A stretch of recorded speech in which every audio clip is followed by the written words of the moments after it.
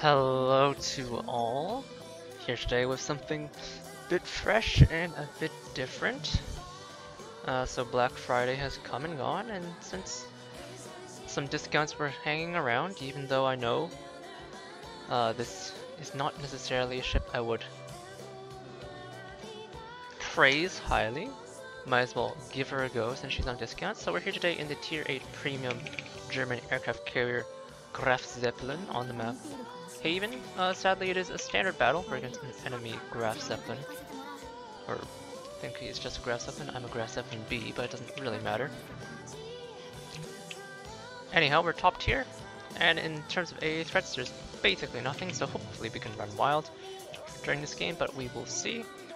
Now, obviously, Germany does not currently have a tech tree carrier line, so I don't have a 19-point captain honor, just a 13-pointer, but we'll get back to that when we get back to that. Anyhow, starting off the match, since it's standard battle, but in general, just because I'm the Graf Zeppelin, I'm going to scout with my Torpedo Bombers rather than my rocket planes, as is typical.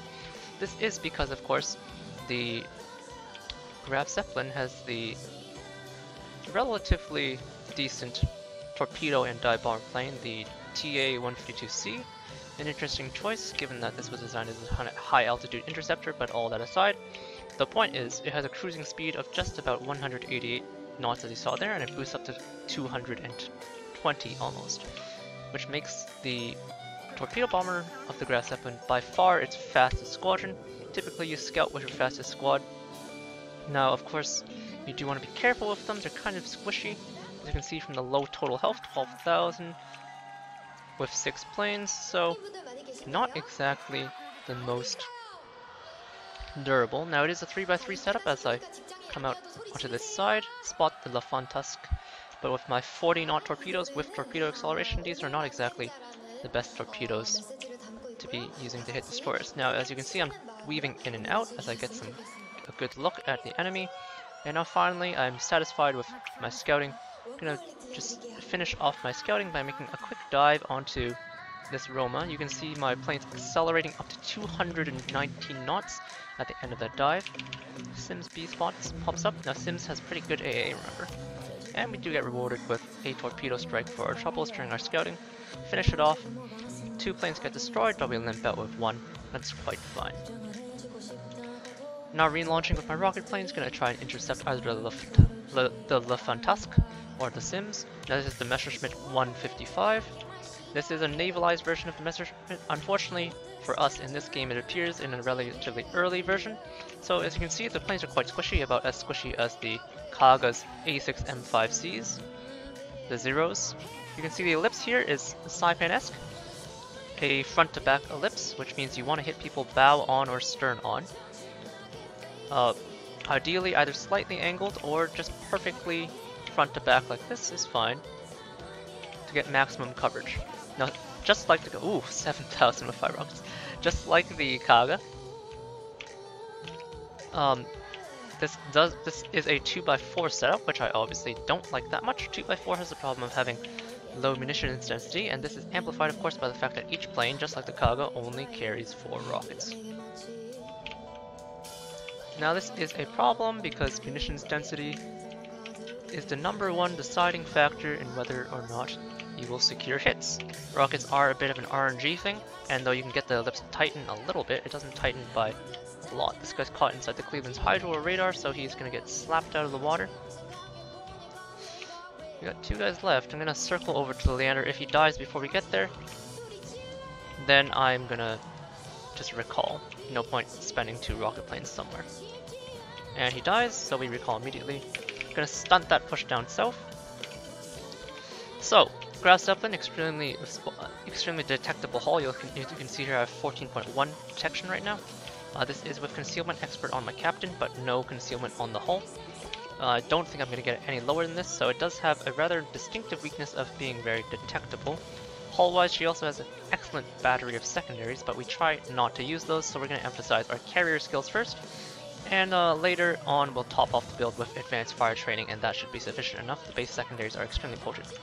Anyhow, with the fragile torpedo planes, they play a bit differently from the torpedo bombers of most nations. So, in terms of most nations, torpedo bombs, you'll see me swoop in and out and in and out over and over onto a target, but because of the very fragile nature of the Graf Zeppelin's planes, you want to play in a slightly different manner from most other carriers.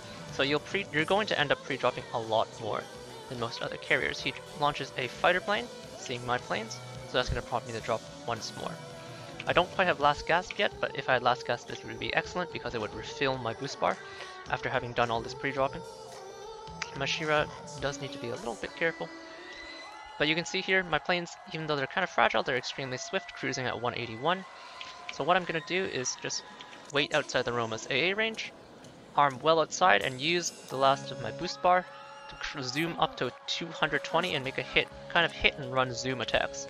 So I don't want to be like passing over and swooping through, because I want to just swoop through the AA and glide out with what planes I can. 2 planes survive, that's pretty good. Roma's not exactly an AA monster. We score 1 torpedo hit, so it looks like my accuracy could still use a bit of use. Now I'm launching here again with the TA-152s, but this time it's the dive bomber. Notice the extremely rapid arm time, basically half a second after I arm and check. I can ditch it, just double click there and it instantly dropped the attack. You can see here it's a circular reticle, unlike the AP dive bombers of the Japanese ships. My torpedoes somehow had the range to clip an Arago, interesting.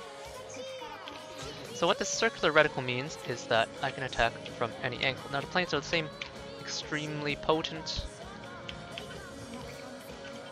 what's it called? T-152s. The reticle's a bit random, so I got 2 citadels there as you saw, but the circular reticle means that I would not exactly call these precise. Not exactly a precision weapon system. They can kind of spray randomly within that big circular ellipse. And so, the bomb itself is quite good actually, 7,000 damage per bomb. However, you have a 2x4 setup, which again, is not exactly a great setup. It leads to low munitions density.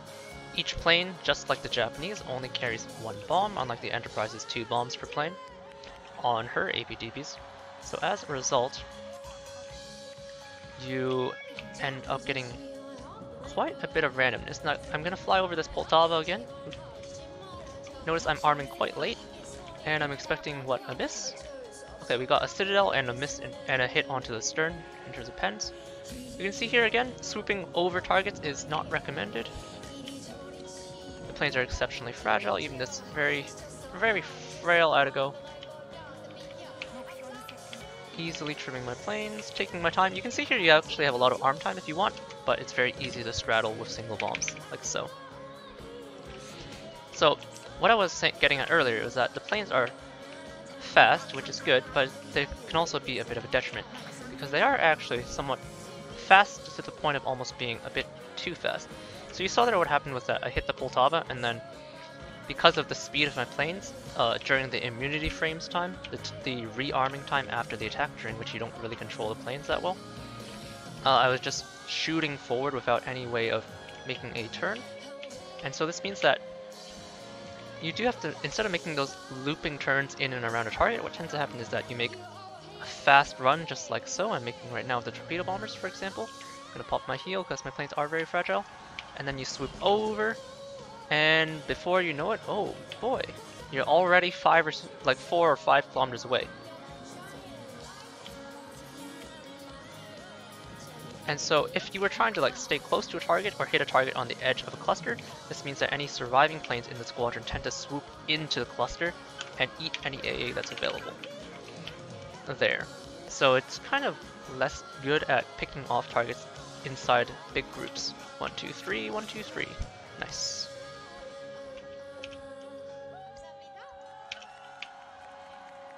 The torpedoes themselves are also kind of anemic. They only hit for 5,300 alpha. It's obviously not great. My carrier hull is detected by the Poltava.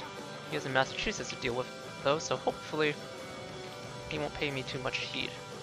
Circular reticle means I can aim from whenever, and I just put the circle onto him. And double straddle. Like I said, the bombs can be random.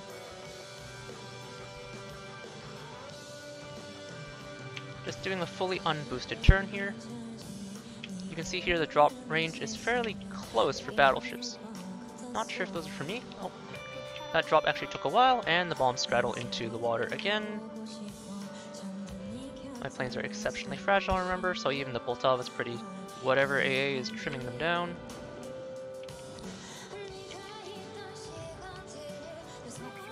Oh, probably armed this a bit too early again. Still working on my timings, and the bombs straddle 3 times. As you can see here, the circular ellipse makes the spread somewhat random. I'm going to relaunch, however, with the torpedo bombers, and as you can see, the fast flight speed of the planes, now they don't handle that well, they don't turn that well. They're really more suited for straight lines, but the fast speed of the planes means that your turnaround time for attacks can be quite overwhelmingly rapid. You can get nice vertical lines with your torpedo spreads, so as long as you give them time to narrow up. They're actually quite a nice spread, getting shot at a little bit. I do miss my first attack, unfortunately, which is unfortunate, but I can come around for another pass. My planes come around very rapidly. Just extremely swift rather than anything else. As you can see here, look at that long rearm time. I'm already over the Atago by the time my torpedo bombers are ready to fire again, and I'm gonna get shorted. He's pretty low. I'm gonna go with the APDBs. Now it'd be less risky to go with the rockets, but remember the rockets are on the ME-155, and one of the problems with the ME-155 rocket plane is that it's an early variant, which means it's slow. Gonna get shot at again, but my hull is moving at cruiser speeds. Graf Zeppelin is a cruiser hull. Okay, my hull should be moving at cruiser speeds, but it wasn't moving at all. But never mind that. He healed. 8,000, so I need to hit 2 bombs here on this pass. Gonna aim a little ahead. You can see there's a noticeable lag time. I do hit a citadel, but he launches a fighter. So it's gonna be the last pass I'm gonna make. Shoots me again. Dive, dive, dive. Let's see if I can hit a bomb here. Nope. Like I said, they're kinda random. Can my allies help me out here? Good. Alright, well I already launched the ME-155, so might as well talk about them. At a very conservative damage total, not exactly the carry beast. 4,450 rocket alphas, not bad, but remember only 8 rockets, and 40mm of penetration is actually quite good. So the rockets themselves are actually a good rocket, it's just the plane it's carried on is extremely slow. As you can see, even boosted up, I'm only doing about 170 knots, and the cruise speed is about 130 knots, which is closer to a tier 6 aircraft than a tier 8 aircraft. The reticle is, sorry, as you see me jerk that off to the side by accident. Missed my first attack. The reticle is extremely narrow. Well, not extremely narrow, but it is a narrow reticle. The slow speed, however, just like some low tier planes, like the Ranger's rocket planes, for example, does allow you to have a very, very nice turnaround. I'm gonna relaunch with the APDBs as the game wraps up. So I could have gotten a little more damage off on the Atago there. Very conservative game to show off at first, but we were top tier. Anyhow, only 85,000 damage, 13 torpedo strikes, 5 bomb hits, of which 4 were citadels, 5 incaps, 2 fires, 11 rocket hits, and 10 spotting ribbons. Team score wise, short game, so only 1300, but it was a bit stompy. But if you go to the detailed report, I'm leaning pretty heavily on torpedoes, but when you do get citadels, they do contribute to a fair amount of damage. We did get that one really nice rocket salvo onto that sim for 7,000 damage, but don't expect this to happen very often. Because the rocket planes only launch 8 rockets at once, you tend to get a lot of randomness, just like with the APDBs as you saw. With the low munitions density, 2 bombs per pass, you get some inconsistent citadels. Before we hop back in, I'm just going to quickly go over. So this is the Graf Zeppelin B. She's actually quite handsome in all black, I have to say. Rocking my flag of the first league for some additional discounts, but black hull, red iron cross, and black planes. Very slick looking, not very historical, but very slick. Module wise, very standard. Airplane module, the only difference here is that I'm not taking TBM1, which I normally would. But the torpedo bombers have short enough arm time that I don't really notice it, and the planes are so fast that you can just arm at the normal distance you would with TBM1, but just make use of your extremely high cruise speed to get you into the same range. Instead I'm taking secondary battery module to extend my range for self-defense a little bit. Torpedo bombers, because that's the best squadron in my opinion. So we take TBM2 for torpedo bomber health. You could take dive bomber health as well if you want. And last but not least, flight control modification, mostly for the improved deck space. Squadron wise, with the module, she has 14, 16, 16? She has a 14, 16, 14 setup. So you do get a substantial improvement over with the module, similar to the Implacable. Concealment-wise, she's sitting at 14.1. This is with Concealment Expert on the Captain only. Without it, she sits at 15.7, which is obviously quite uncomfortable. Point-wise, I just have the basic 9 points so far, and Concealment Expert. My next 4 points are going to go into AFT.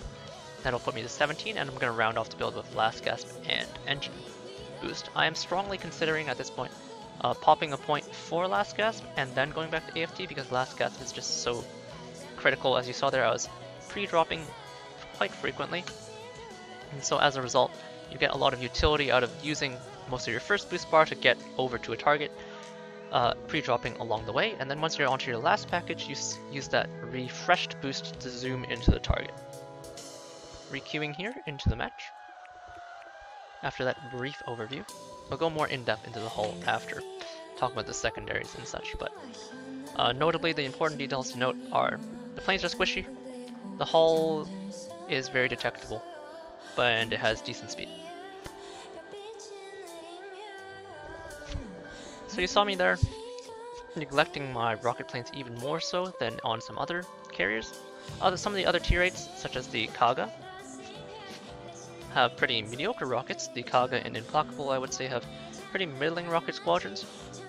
Others, such as the Shokaku and to a certain extent the Saipan, have better rocket plane squadrons, but they're limited by, in terms of the Shokaku, by the limited penetration, 30mm rocket pen, on the otherwise excellent Repu, or not Repu, sorry, the Shinkai, and the Saipan by her Tiny Tims, but her low munitions density, she also launches only 6 rockets.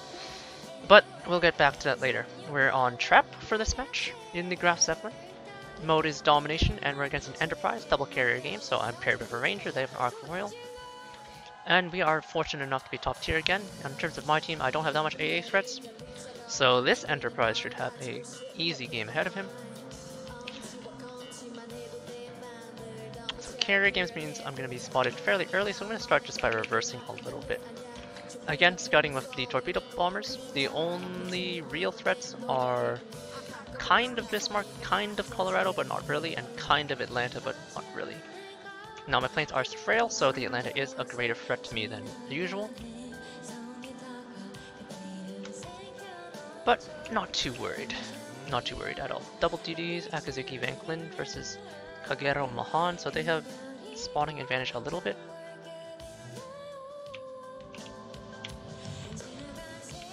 Enterprise glides by. Note is enormous fighter plane squadron, so I'm just gonna casually press down on the boost, get out of that. We spot a Leander and New Mexico. I'm gonna swoop out with my speed. Leander AA, as you can see, not doing very much.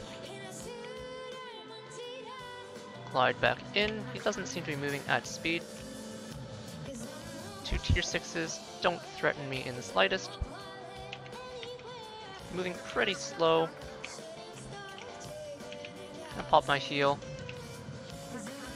And actually I'm gonna make use of my speed and shove this in because we're here anyway. You can see the planes pull away as the fighter engages, causing an immunity lock.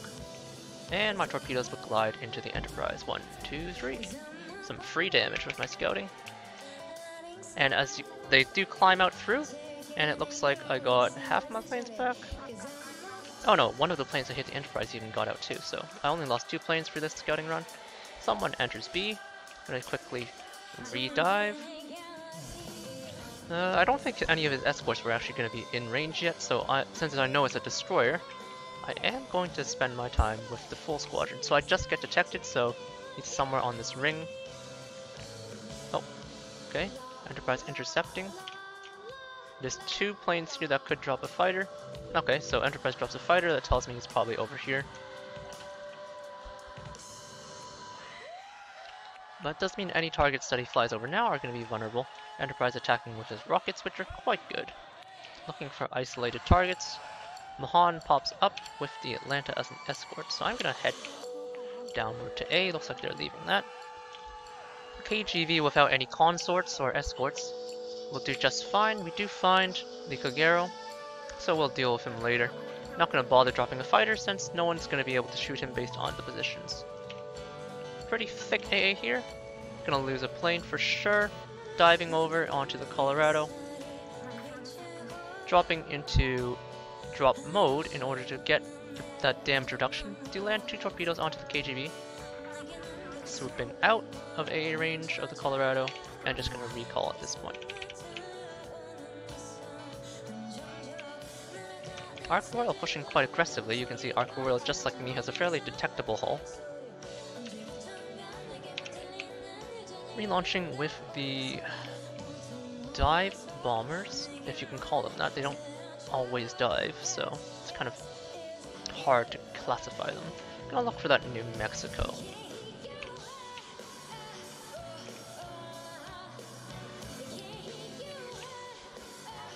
KGB would be just fine as well.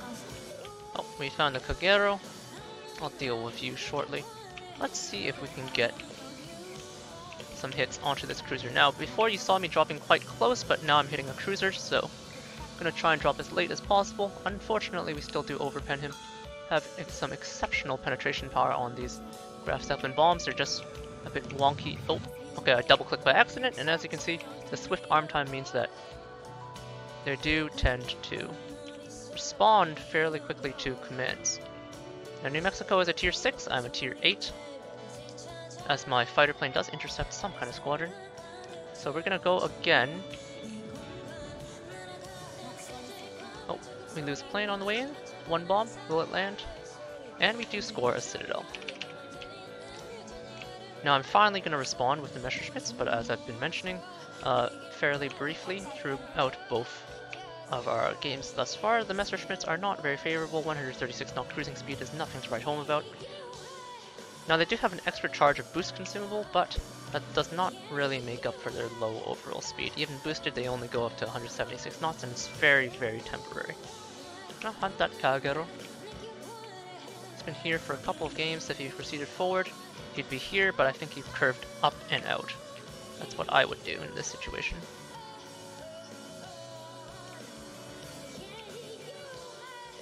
Where are you, my friend?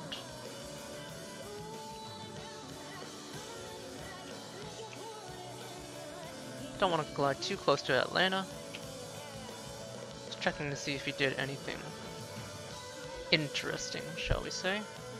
But as you can see here, it is quite costly for me to scout around with these rocket planes. Not exactly something I want. So he touches my detection bubble, which is interesting. I get some information based on that, and I'm able to zero him out. Now remember the reticle shape, Saipan-esque, so I want to approach from the stern or bow. Note I have lots of time to attack, but remember low munitions density, so I only score 1 out of 8 rockets. So Enterprise Squadron does lock onto me, and unfortunately for me, the Enterprise Squadron has many, many planes, so even with Allied AA helping me out here, he does manage to trim all of them, more or less. Enterprise Squadron has 10 attack planes, or 10 carrier-based fighters, so it can kill up to 10 planes, more or less. Which results in their swift demise, as you can see. I expect New Mexico to hopefully have moved away from the island, but we don't see him. So we'll take a gander first. Just taking my time with this top tier match, really, if I'm being honest. Arc Royal over there. KGV still limping around up there. Gonna do a pass up here first, see if I can spot New Mexico, and indeed we do. Now, attacking this close is not ideal. I do have some amount of arm time. Oh, we got a fighter as well, also not ideal. Gonna rocket out now though, that I've made my attack. Several overlapping AA auras here, so I'm gonna have to pop my heel if I want to stay around and do anything. There's a fighter over there, but we broke an engine, so I'm gonna try and re-brake something on the New Mexico, although he has American damage control of 20 seconds, so not holding my breath. That attack did cost us 3 planes, but you do what you gotta do. 1, 2, oh, we he is slow enough that I do rescore a flood if he damage controlled his engine. And it looks like he did. Based on map position, remember the New Mexico was fairly difficult due to the overlapping AA. Gonna pre-drop once. I'm gonna attack the Colorado based on his isolated position. It's a bit easier to tackle than the Colorado, and he's a bit easier to tackle than the New Mexico, and the Colorado does, well, was more isolated as far as I was aware. Probably a bit too forward there. He's not moving at all. You can see there ricochet. So ricochets do happen. Okay. You can see here the thick and fast AA trimming my squadrons. Sling some bombs onto the KGV, but the damage is disappointing. Staying with the rest of my squadron here, just creeping forward. 2 overlapped battleships means I don't want to make much more than 1 attack, so I'm just going to pre-drop. Even though I'm top tier, going to be very conservative. Actually, what I can do is probably swing up to the KGV after. He's far enough away, remember that fast plane speed? But he's far enough away where I think I'll have time to make another attack. Gonna hit. It's gonna have to be in New Mexico because he's sliding in front of the Colorado. Note how far I slide after my first attack. I'm still not even sure I have time. Just barely able to arm these, but these are gonna be not accurate, relatively speaking. Do still score a hit. So not great, but not terrible. Gonna relaunch. My planes did mostly survive. Lost, looks like 2 or 3 planes in the attack wave. Colorado's still stacked with New Mexico, but we can just make the same play. This time with a full squadron, because we know we can kind of make the attack. What I can do in order to make that attack happen is I can lead the New Mexico a little more and drop a little bit earlier. That way my de-arming time, during which I can't make a fresh attack, is a bit shorter, like so. Not arming right beside him, but instead kind of a fair bit distant from him. And this time I have 6 planes to make a more accurate attack. And by leading like that, I got 2 hits onto the New Mexico, and 3 hits here. And there's an Atlanta here, but nothing I can do about that. 3 hits onto the KGV. Alright, this is probably too ambitious for the Atlanta attack, but, you know, the concept was demonstrated. Gonna continue to push forward. Game's kind of close. My ranger seems to have been dispatched. I think he spawned up north, whereas I spawned up south, and they pushed into the north quite heavily, so.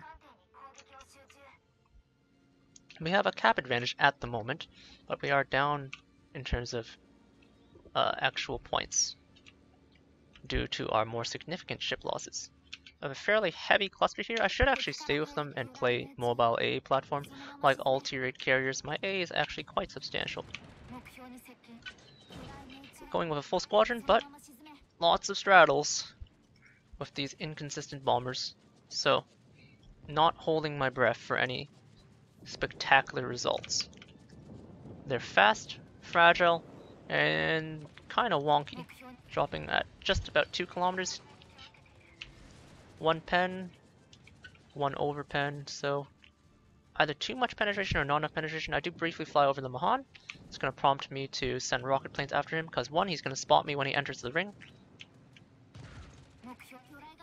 And 2, well, I should go for the destroyers. Again, the bombs are inconsistent. Not giving me the results I'm looking for.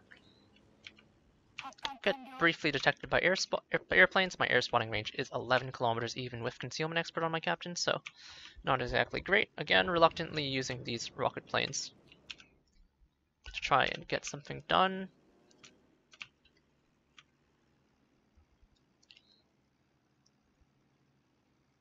I might fly over to the Colorado and finish him after I hit him. So Mahan does manage to dodge my first pass, but that's fine. I'm gonna engine boost here, just so I can maintain a decent clip of speed. Remember, my planes are very fragile as I rapidly lose them to flak and such. Arming time is short though, and 40mm pen means I pen him all over. Still got 6 more for the actual Mahan, who has smoked, but what can you do? I think I'm hull spotted by the Toronto over here. That or the actual Ark Royal herself. Looks like it's the actual Ark Royal. But her being spotted here is a bit more concerning for her than for me, I would guess, considering her health. Since we're so close anyway, and since we have 6 rocket planes, gonna go for her hull. Now she does have belt armor and a fighter, but I'm a tier 8 carrier, so her fighter plane is not that potent against me. Gonna boost what I can. Her fighter locks, but I do manage to get the attack off. Unfortunately, not enough of my rockets hit. Again, launching 8 rockets is not a guarantee for hits at all in most circumstances, and so as a result, she does slip away. Now she's beside an Atlanta and in a very difficult position for my torpedo bombers to strike, but there is a relatively low HP KGV. Nope, looks like she's gliding out. Gonna pop my heal here, make sure we dispatch. Okay, so we give vision for long enough for someone to actually hit her for us. That works just fine for me. These torpedoes are slow, remember, so we're gonna zoom out and away. We're gonna fly through the Mutsu's AA. Oh, but Mutsu doesn't have that much AA, as we apparently just kill him straight up. KGV doesn't have the greatest torpedo bulge protection. And Mutsu's AA is weak enough that I can score another hit. I'm getting hit by SAP, so I'm gonna turn away. Quite simply. 3 hits onto the Mutsu. Plenty of options as to what to hit. Full squadron. Fairly precarious situation now. My team has thrown a bit of the early lead. I can't get too close yet. I do need to eliminate the Mahan. As you'll note, I have not been going after the destroyers that much just because I don't have a great weapon to deal with them. The rocket planes aren't great and the torpedoes are a bit slow. I'm not quite confident that I can hit destroyers with them yet. Using the map border here as a bit of an abuse. I was considering going back after the Toronto, but I'm actually going to look for that Mutsu that we flooded earlier. He was fairly low as well. He's making a turn, looks like. Gonna make use of my great speed, I think, to zoom past. Where is he? Thank you. I'm gonna F out at this point. 9 planes here. We need kills and points, so Atlanta's low, Toronto's low, someone dispatches the Mahan. So let's go for the Atlanta first, because he's closer in proximity and spotting me. I'm gonna move my hull back towards the actual match at this point, because the Mahan is out. Zooming in to the target, as well as zooming in terms of just viewpoint. Atlanta's a fairly slow cruiser. Turning out again for the Toronto. I'm fairly confident he dies unless something miraculous happens. Yep, he dies. I have a Miyoko in my cap, and I'm gonna zoom over for this Toronto. Have 5 planes here. Don't have to hit that much. He's turning out. Oh, probably did this a bit too soon, but we have 2 aircraft left. Yep, he does short the torpedo. Gonna make use of my high cruise speed to cruise both outside of his short AA range and outside of, and to make like a fast turn. Only 1 torpedo to work with, so gotta make it count. Just in case, not confident I'm gonna hit that. Guess we'll go with the attack planes. We'll have 4 chances this way. I know about where he's gonna go. Pop my shit, shall we say, the engine cooling consumable. No matter what, he stays lit, arming at 3 kilometers. I just need to connect any 1 rocket. Alright, we got the 1 connection, and now we're home free. My carrier hull is headed towards the cap. Now remember that remaining carrier is an Enterprise. Just gonna get some information onto the Enterprise. If I can air spot him, I'm gonna drop a fighter. There he comes. Mutsu's there as well. I get a bit closer to keep him air spotted for a longer period of time. Drop my fighter, and these targets will now be lit. Remember, Mutsu doesn't have that much AA, it's pretty piss poor. Probably worse even than the Fuso, which isn't exactly an AA monster. Unfortunately, the Enterprise does dispatch the Miyoko, but you can see this fairly unsaturated Mutsu is taking full damage from me as I get a bit flamed. That's fine though, people don't understand that I don't care about your life.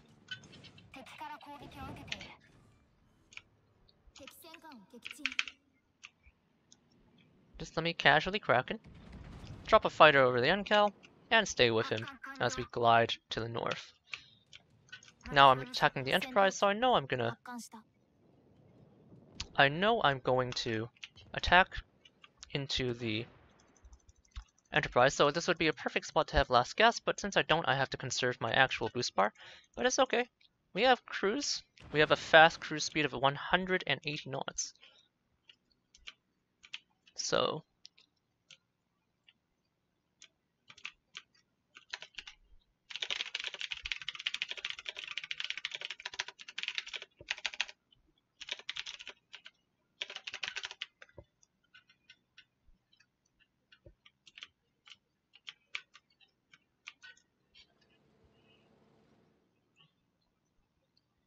sorry about that, just making some snarky comments.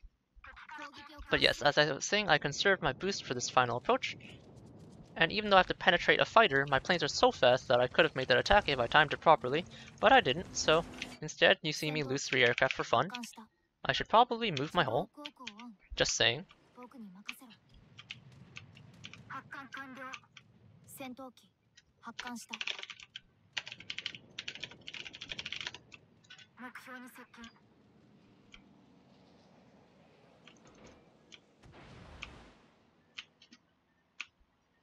Interesting numbers glitch there.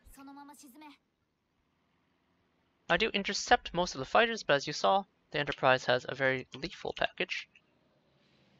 You can see him prepping an attack wave to try and stop me in the last few seconds of this game.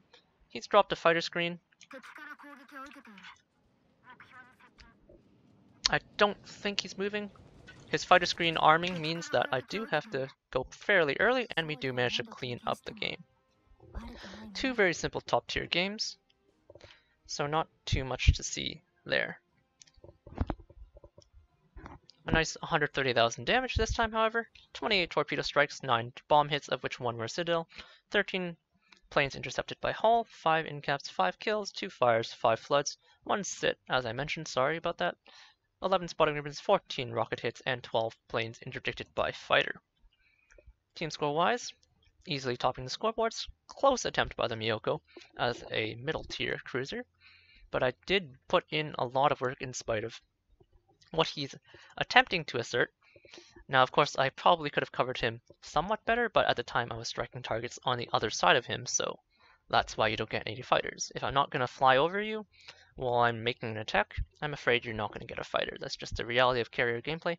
This time, as you can see, the torpedoes again doing the heavy lifting. 97,000 torpedo alpha out of 125. Bombs, inconsistent. Some games they can contribute more, like last game. They did contribute a fair bit last time, but this time, not so much. Because we only scored 1 Citadel, so 7,000 of that is Citadel damage, and the rest is basically very insignificant pen damage and overpen damage, and then a small amount of rocket damage. We're trying to avoid using the rockets, not because the rocket is bad, but because the plane carrying the rocket is bad. And credit-wise, we're currently running on some premium time, courtesy of Black Friday deals and such, but she earns pretty damn well. So, Graf Zeppelin. Easy Kraken. But overall, I have lauded that the Graf Zeppelin is by far the worst tier 8 carrier before, and to be quite frank, I kind of still stand by that, even after a couple of games. I've been spending some time playing her this past weekend just to familiarize myself with the layout. But as I said, she does have several critical weaknesses. For one, her concealment's pretty damn poor, as you saw there. And secondly, of course, her aircraft are exceptionally fragile. So as you can see here, the Messerschmitt's 1500 health, and they have a cruise speed of 136 knots and boost to 176. All of these things are extremely bad. If I compare it to the next most fragile Tier 8 carrier aircraft I can think of, the Kagas. Let me just put a commander on her so that we have the benefits of survivability expert. Where is my HAP captain? Right. So, if I just look at the Kaga's A6M50s as a comparison, the A6M5 hits 1530, so 10 more HP. They cruise at 144, slightly faster, and they boost to 184, also slightly faster. Now the rocket they carry is does do a lot less damage, but remember, the A6M5C is a Tier 7 aircraft. The Graf Zeppelin has a Tier 8 Messerschmitt, and the Tier 8 Messerschmitt has inferior stats to this A6M50. So that's what I'm talking about when I talk about this inferior rocket attack squadron. It's just slow and fragile. Now the rocket itself it carries is actually quite a good rocket. It does 4,450, so on a normal pen you can expect it to do just over 1,000. And it has 40 millimeters of penetration, which allows you to pen basically any target you can think of as long as you aim at the right spots. Now versus certain battleships which have 40 and 50 millimeter plates or even 60 millimeter plates, of course these won't be penning those areas, but of course those battleships still have superstructure and they still have 32 millimeter sections even if they just are a small section on the nose and such. Additionally, the fire chance of 25% per rocket is decent, but remember you're only launching 8 rockets every time. So you end up with, and it has that Saipan-esque reticle, that front to back reticle, and only launching 8 rockets inside that reticle is obviously quite limiting. So overall, the rocket itself is decent, but you just don't fire enough of them in the plane it's carrying. It is just very mediocre. The torpedo bombers, on the other hand, are a little bit better, 2,053 health points. And of course, as we mentioned, the speed. The speed basically makes this carrier. The speed on the TA-152C is what makes this carrier good, or at all viable even. It has a very long boost time, and it has a very high cruise speed. Now, the torpedo carried by the torpedo bombers, the quote-unquote bread and butter, that you mostly try to use and abuse, is not impressive by itself. It only does 5,300 damage, and only does 40 knots. The range is pretty whatever, but the arming distance is fairly reasonable. You will lean on the torpedo, however, just because it is your most consistent squadron. You could lean on the dive bombers a little more, if only they were a little more consistent, but sadly they're not. The 3x3 setup of the torpedo bomber squadron is far, far superior to the 2x4 setup of the dive bombers. If they were to change dive bomber squadron to a 3x3 setup, I think it would be vastly improved. Just having that 50% increase in munitions density would be great. Now notice that my torpedo bombers have more health than my dive bombers. This is because of course I'm mounting TBM2 as we mentioned earlier in the module slot for that extra bit of bonus health. If I'm going to lean on them so hard, might as well improve them a little bit. But anyhow, it's a 7,000 alpha AP bomb. The penetration wise, the AP bomb basically pens anything you can think of. So far I've tested them against most of the typical targets, so like German battleships, British battleships, some mid to low tier American battleships. All of these things are citadelable. Some of the usual suspects for being difficult to citadel, such as high tier French battleships and high tier American battleships, I've been working on trying to figure out, but haven't yet been able to citadel them. We will see though. It's kind of hard to test results when the dive bomb pattern, as you saw, with just 2 bombs launched per pass, is so inconsistent. Now the good thing about the dive bombers, however, is that it has that short arm time. Remember, if you remember that missed flick shot on the New Mexico, I accidentally double-clicked and it just instantly dropped the bomb. So if you're trying to shorten your squadron and dump payload into the water before you make your actual attack, it's nice and convenient. And that circular ellipse, of course, does mean that you can attack with your dive bombers from any direction. Unlike with the AP dive bombers of the Japanese or of the Enterprise, where you have to line up that long front-to-back ellipse, the circular ellipse means you just attack from whichever angle you want and you just aim for that location that you want to hit, which makes it a bit simpler. Of course, as with most dive bombers, but even more so, with battleship targets you want to drop fairly quickly even before the circle reticle fully widens.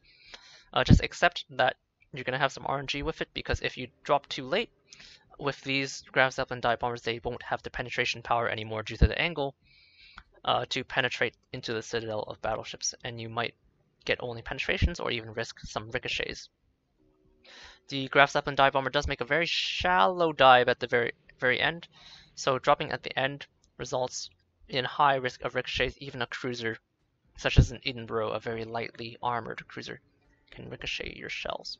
And last but not least, the secondary armaments, your self-defense weapons. Now, I don't have AFT yet, but right now I am sitting at a comfy 7.5 kilometer range. So the Graf Zeppelin secondaries are a bit of a meme, but they are a useful meme. Now, they come in two varieties. The 150s that come in twin mounts. These are the 150s over here, mounted on the front of the ship, you'll note, and then the dual purpose AA armament, the 105s. 3 on the bow, 3 toward the bow, 3 toward the stern. So you have better secondaries on one side of your ship, although these 105s can shoot over the deck fairly easily. So they have fairly good dispersion. So 37mm pen by default on the 150s, and 25 on the 105s. This of course allows them to pen destroyers of basically all tiers for the most part. And this, coupled with your poor detection, means that unlike some other carriers, because you're missing a strong anti-destroyer aircraft on your plane because of the poor capability of the rockets, you do tend to use your secondaries quite a bit. And unlike most ships' secondaries, the Graf Zeppelin secondaries are, I believe, the most accurate in the game. So even without manual secondaries as a skill on the ship, it more or less has manual secondaries, so it hammers destroyers that get into its range. So because of that poor detection radius, I am going to spec into AFT just to get a little more self-defense, and because you can kind of spare it. But yeah, that is the Graf Zeppelin for you. This is the black variant that I myself have purchased. Looks cool. In terms of overall carrier capability, I would not recommend her to an inexperienced carrier player. As you can see here, I can make it work, but even so, during my first few runs when I was kind of learning how to play her, I did experience a fair bit of difficulty even as an experienced carrier player. She is definitely a bit different from your typical carrier gameplay, but you know, having some unique gameplay can be a bit of a perk. So even though her power level isn't always right up there, she certainly can be made to work, especially if you end up in top tier games such as how I did just now, twice in a row. But yeah, overall very handsome carrier, and in the right hands, more than sufficient, but more of a fun carrier than a good carrier. With that said, I'm going to wrap this up here, and I hope you all enjoyed this brief review of the Graf Zeppelin B. Cheers.